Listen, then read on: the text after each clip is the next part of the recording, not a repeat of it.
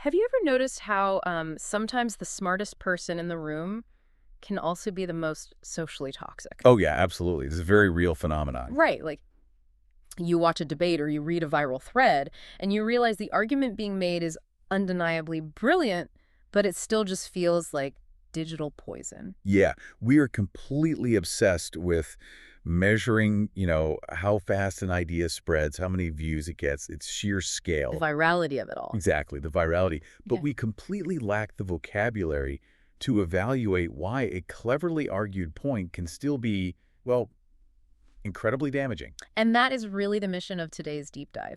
We're stepping back from the daily noise of our feeds to look at the actual architecture of the public expression we consume every single day. It's so necessary right now. It really is. So we're examining a really compelling framework developed by Lev Neymotin. This is part of Uncompressed Thinking, detailed in a source document we have called MQIQ Space. And it essentially proposes a two-dimensional evaluative space for public expression, consisting of a moral quotient, or MQ, and an intellectual quotient, or IQ. Which sounds intense, but it makes a lot of sense. It does. Okay, let's unpack this because we have to figure out how we actually evaluate the ideas flooding our screens, and how we do it without falling into the same old tribal traps. To start that unpacking, I think we need to look at why a single dimension just fails us completely. Yeah. The public sphere is constantly described as, angry, deceptive, or hyperpolarized. And in response to that specific problem, Neymotin previously proposed MQ, the moral quotient. Right, which is a metric to gauge the moral character of observable conduct in public. Exactly. So when we talk about observable conduct, we are looking at things like whether someone is arguing with dignity. Like, are they truthful? Do they show restraint? Yes. Or are they, actively trying to humiliate their opponent just to score cheap points? What's fascinating here is that public discourse isn't just morally degraded by cruelty or malice. I mean, it is increasingly cognitively degraded. Oh, completely. We are drowning in confusion, pseudo-arguments, and, well, the strategic production of obscurity. A statement can be incredibly restrained, polite, and well-intentioned, but completely intellectually empty. I always think of it like evaluating a massive construction project. Okay, I like that. Your MQ is checking if the builders are honest. Like, are they showing up on time? Are they refusing to steal materials or sabotage the site? Right, the ethics of the site. Exactly. That is vital. But if those honest, hardworking builders literally do not know how to do the math to pour a foundation, if they have no cognitive structure, that house is still going to collapse. Yeah, it doesn't matter how nice they are. Good intentions cannot stabilize poor reasoning. That's spot on. Moral failure and cognitive failure do not always travel together. You can have someone speaking with total goodwill who just produces public confusion. We see that all the time. And alternatively, you can have someone who reasons with formidable, razor-sharp precision, but they use that intellectual power in the service of distortion or cynicism. Right. So if we only have a moral lens, we are entirely blind to cognitive rot. We need a second axis to see the whole picture. Which naturally leads us to the IQ axis. But I have to say, the second you hear the phrase intellectual quotient, alarm bells go off for people. Oh, absolutely. People immediately think of, like, standardized testing, ranking human hierarchy, or trying to predict someone's life outcomes based on a number. Yeah, and the source material is explicitly clear on this. We have to completely detach this framework from the psychometric definition of IQ. It's totally different. We are not talking about innate brain power or some hidden private intelligence. Yeah. In this framework, IQ is strictly an index of the cognitive quality of observable public reasoning. It's the cognitive trace that your expression leaves behind. Yes, the cognitive trace. It has nothing to do with what you might be capable of thinking in a vacuum. It's about what you repeatedly choose to build in front of an audience. Exactly. So what does this all mean in practice? Like, how do we actually define and measure this public cognitive trace? Well, Neymotin outlines 5 specific candidate dimensions for this public IQ. The first is clarity. Okay. This asks a simple question. Does the speaker illuminate complexity, or do they hide behind a fog of big words? Oh, the fog of big words is so common. Right. High public IQ makes difficult concepts accessible without dumbing them down. Low public IQ uses jargon as a smokescreen to mask a weak premise. Then there is coherence, right, which is about internal integrity. Yes, exactly. Like if your premise is A, does your conclusion logically follow from A, or did you suddenly jump to Z because it just sounds better for your argument? Right, keeping it logically sound. Yep. And the third dimension is fidelity to evidence, which focuses on the relationship between a claim and the facts supporting it. I mean, I see the failure of this dimension constantly online. Oh, we all do. Someone will drop a massive statistic or a link to a study into a post just to make it look rigorous. But if you actually click the link and read this study, it doesn't support their claim at all. Not even a little bit. The evidence is being used as a decoration, not a constraint. They aren't letting the data shape their opinion. They are just using it as a prop to win an argument. Yeah. Closely tied to that is the fourth dimension, which is proportionality. Proportionality, right. This measures whether the certainty of a claim matches the available evidence. A lot of the viral content that clutters our feeds isn't entirely false, it's just wildly disproportionate. Right, taking a tiny thing and blowing it up. Exactly. A speaker will take a small, localized grain of truth and blow it up into a universal, undeniable rule. Inflation travels faster than nuance, so people scale up their conclusions way past what the evidence actually allows. But here's where I get stuck on this. How do you separate someone who is genuinely intellectually rigorous from someone who just, performs intelligence well? That's the big question. Yeah. Because we see a lot of incredibly charismatic people who are fantastic at mimicking the cadence of deep thought. Oh, yeah. They use the right pauses, the right vocabulary, and they sound like geniuses until you actually read a transcript of what they said. The framework anticipates that, actually. Right. Which is why the fifth dimension, clarification under challenge, becomes the ultimate stress test. Okay, so what happens when they get pushed? Exactly. When a speaker is confronted with valid criticism or contrary evidence, what is their reflex? Right. Do they refine their point? Do they admit a limitation and qualify their stance? Or do they evade, retreat into slogans, and substitute aggression for revision? Because polished simulation always collapses under pressure. Always. True cognitive structure refines itself when tested. And it's important to note the framework looks at recurrent patterns over time, right? Not just an isolated viral clip. Oh, completely. Anyone can have a bad day and get defensive. Yeah, we've all been there. We are looking for the durable habit of how someone responds to being challenged. So now we have our two axes established.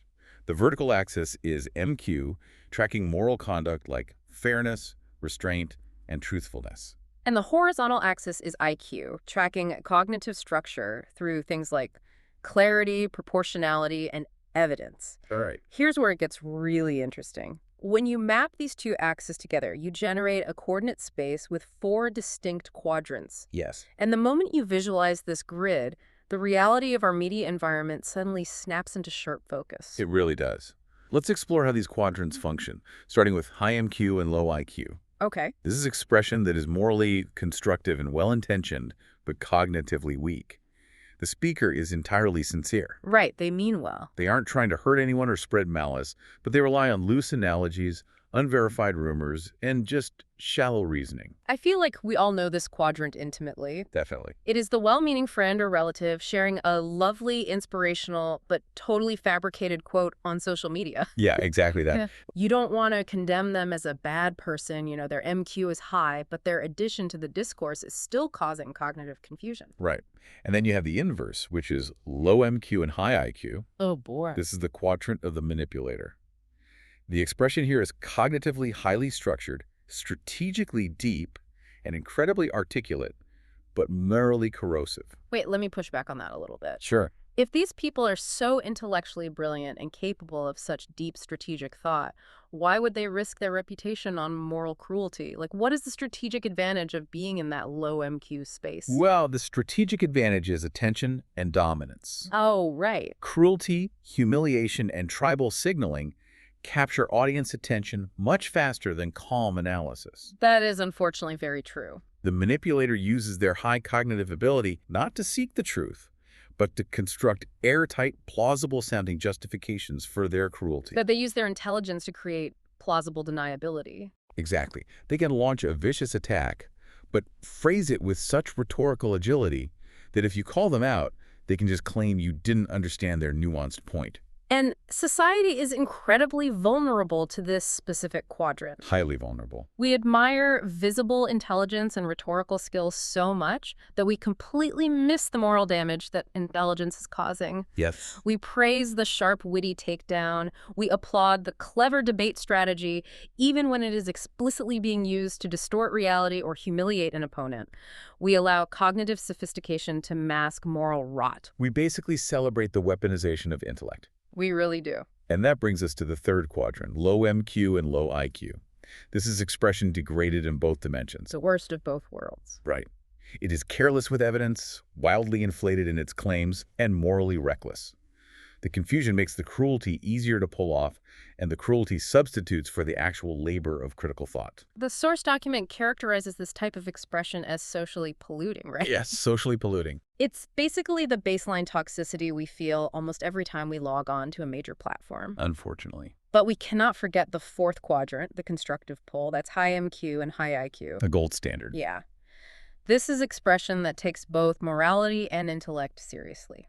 It is fair when dealing with disagreement, clear without oversimplifying complex issues, and rigorous without falling into intellectual vanity. It is rare, but it is out there. Yeah. And a framework that only identifies weakness and pollution without being able to describe and elevate excellence Yeah. is incomplete.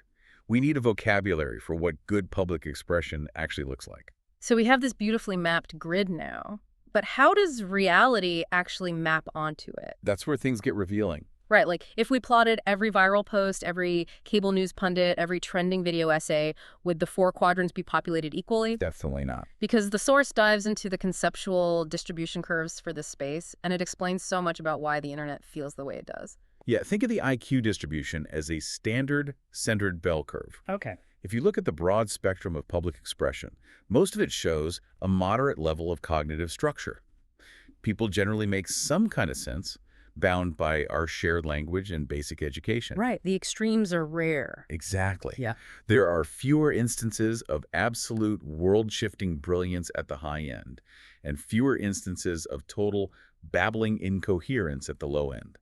The vast majority of thought sits somewhere in the middle. But the MQ curve, the moral distribution, that does not mirror that nice, stable bell curve. No, it doesn't. It is heavily skewed and displaced toward the lower end. Why does morality lag so far behind basic cognitive competence in public spaces? If we connect this to the bigger picture, we have to look at the architecture of the platforms hosting this expression. Ah, the algorithms. Right. Algorithmic amplification is not a neutral landscape. The systems curating our feeds are explicitly designed to reward speed, emotional intensity, and provocation. They don't naturally reward the kindest or the most nuanced statements. Not at all. They reward whatever activates the human nervous system fastest. So the environment itself has a structural bias. It exerts a gravitational pull that shifts the effective center of public discourse away from moral balance. Exactly.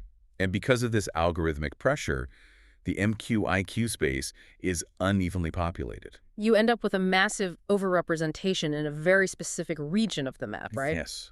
Moderate cognitive structure combined with severe moral imbalance. Wow. You have millions of voices reasoning just well enough to sound plausible, but behaving with maximum moral recklessness, because that is exactly what the system incentivizes and monetizes. So that uneven density is why the discourse feels overwhelmingly toxic, even if the individuals participating aren't inherently evil. Yes. It's a system that actively recruits our worst impulses and gives them a megaphone. Exactly. But listening to this, I have to admit a genuine concern. Sure. What is it? Measuring the morality and intellect of public speakers, plotting them on a grid, tracking their observable conduct. It starts to sound uncomfortably close to a dystopian social scoring system. Oh, I see where you're going. Yeah, it feels like an episode of a sci-fi show where your MQ-IQ score determines if you are allowed to get a mortgage or fly on a plane. How does Neymotin's framework prevent this from becoming an instrument of oppression? This raises an important question, and the source addresses it head-on with a non-negotiable rule called the anti-coercion principle. The anti-coercion principle. Right. The framework must never be used by the state, by employers, or by financial institutions to allocate rights, civic standing, or access to services. So there can be no government civic rank, no secret algorithms deciding your worth? None. The MQIQ space is designed purely as an instrument of interpretation and voluntary private filtering. Okay, so it's a tool for personal orientation, not institutional domination. Exactly. And to ensure it stays that way, there are crucial safeguards built directly into the methodology. What's the first one? The first safeguard is transparency and contestability. The criteria and the weights used to evaluate expression must be entirely visible. So no black boxes. Right. If a listener cannot inspect the logic behind an evaluation and argue with it, that evaluation is not disciplined enough to be trusted. Another major safeguard is context and pattern, right? We touched on this earlier when discussing how people clarify under challenge, but it is so important. It really is. This framework explicitly rejects the modern internet habit of destroying someone over a single out-of-context fragment. Yes, cancel culture stuff. Right. It demands looking at temporal development. Mhm. Did the person correct their error when new facts emerged? Was that harsh, viral phrase actually a quote they were analyzing rather than their own belief? You have to evaluate long-term patterns of behavior, not isolated, highly emotional incidents. And then there's the third safeguard. Yes, perhaps the most difficult safeguard to maintain in our current climate, but arguably the most vital, is resistance to ideological capture. Right. The framework must remain strictly non-sectarian. I really want to emphasize this. If you are listening to this and worrying that this sounds like a partisan trap designed to elevate one political side while crushing the other, Neymotin's framework actually bypasses politics entirely. Completely. It does not care about left-wing or right-wing ideology. It evaluates the structure of the argument and the conduct of the speaker, not the political conclusion they reach. Yes. You can be a completely heterodox dissenting thinker pushing against the mainstream and score extremely high, provided you reason with clarity, use evidence faithfully, and treat your opponents fairly. And conversely, you can be echoing the most popular, widely accepted viewpoint of your specific political tribe and score terribly if your argument relies on thought-terminating slogans, false equivalencies, and malice toward the other side. So it forces us to finally stop confusing the concept of intelligence with just agreeing with my political assumptions. But even with all these robust safeguards, the transparency, the focus on patterns, aren't we still fundamentally reducing complex human beings to coordinates on a graph? Like, are we judging the soul of the speaker based on their tweets? Yeah, that is the ultimate boundary question. And the framework is very careful here. Okay. It states explicitly that it is evaluating public expression, not the inner essence or the eternal soul of the person. Because people are incredibly complex. They are. They have private struggles. They perform for specific audiences. They mature and grow over time. We cannot see inside them. Right. But, and this is a critical distinction, the source argues that we cannot pretend public behavior tells us absolutely nothing. Okay, that's fair. If someone repeatedly, over a span of years, lies to their audience, excuses cruelty, and argues in bad faith in public, that recurrent pattern justifies cautious, limited inferences about their disposition. So we don't have total omniscient knowledge of who they are in private, but we have a mountain of observable evidence. We can't reduce them to one bad utterance, but we also can't live in denial and pretend that a 5-year pattern of intellectual dishonesty just doesn't exist. It is a structured inference, not a metaphysical verdict. Right. And frankly, we are already judging people all the time. Society constantly sorts, trusts, and elevates public figures. But right now, we do it through hidden biases, tribal cues, and aesthetic impressions. Yes. This framework isn't introducing the concept of judgment. It is demanding that our judgment use explicit, disciplined language instead of unaccountable vibes. Let's distill this deep dive down to its core. Okay. To navigate the absolute overload of modern information without losing our minds, we have to demand better vocabulary than simply calling a video popular or a pundit smart. We really do. We need this two-dimensional map. We need to separate how someone treats others, their MQ, from how they structure their thoughts, their IQ. Because without that separation, we are highly susceptible to manipulation. We are flying blind in an environment heavily engineered to exploit our blind spots. And this matters to you listening right now because you can actually use this MQ-IQ lens as a personal voluntary filter in your daily life. Absolutely. The next time your feed serves you a viral takedown or you watch a charismatic speaker delivering a slick monologue, don't just ask the easy tribal question. Like, don't just ask, do I agree with the conclusion? Right. Ask where their expression plots on the grid. Exactly. Are they genuinely clarifying complexity for you, or are you just mistaking a theatrical performance for actual cognitive structure? Are they building a sound argument, or are they just scoring cheap points? It gives you the power to consciously shape your own informational exposure. Hmm. You get to define your intellectual diet rather than letting a mathematically indifferent algorithm dictate it for you. Which is so empowering. It is, which leaves us with a final, somewhat provocative thought to mull over. Okay, lay it on me. The source material makes a really profound observation. It says, over time, what a society amplifies becomes part of what it becomes. Think about your own daily habits. If our digital environment structurally overrepresents expression that is cognitively moderate but morally reckless, and if we consume that specific environment every single day, are we passively retraining our own internal baseline? That's a scary thought. By endlessly scrolling through the degraded quadrants of public discourse, do we risk slowly, unconsciously becoming the very algorithms we're trying so desperately to navigate? We learn from repeated reward. If we constantly consume the simulation of thought, the habits of serious reasoning will inevitably weaken within ourselves. Think back to that city skyline we talked about at the very beginning. If you walk past a towering, glittering skyscraper and the algorithms of the city are begging you to look at how fast it was built, how tall it stands, and how shiny the glass is, Right. it is entirely up to you to ask about the steel. It is up to you to check the foundation. Because before you decide to move your mind into that building, you need to know if it can actually hold the weight of the truth.